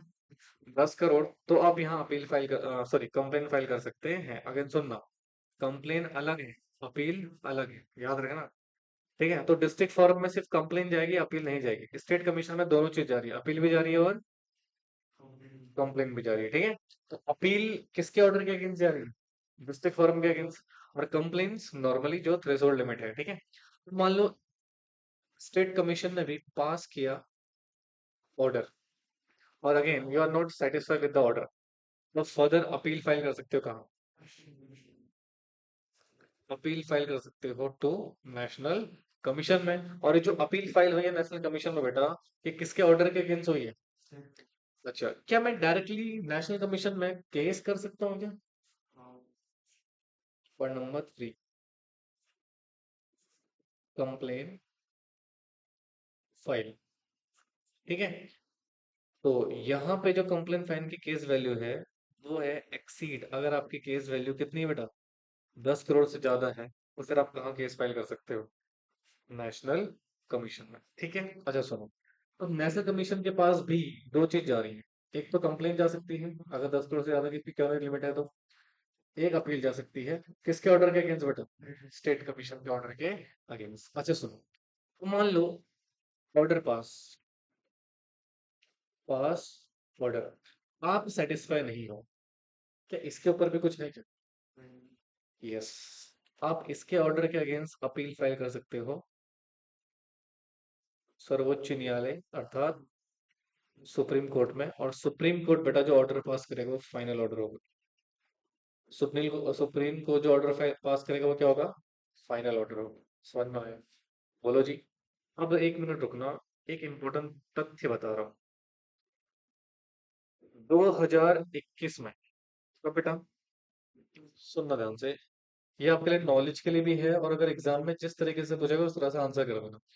कुछ बुक्स में क्या हुआ बेटा, पुरानी लिमिट दे रखी है आज भी, है ना। जबकि क्या चल रहा है, 2025 चल रहा है, ये चेंज हो चुका है लिमिट आपका ये।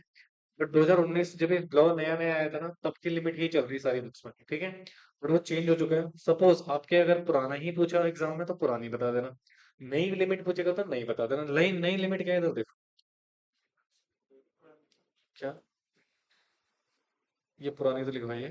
हाँ, दिस इज नोट न्यू।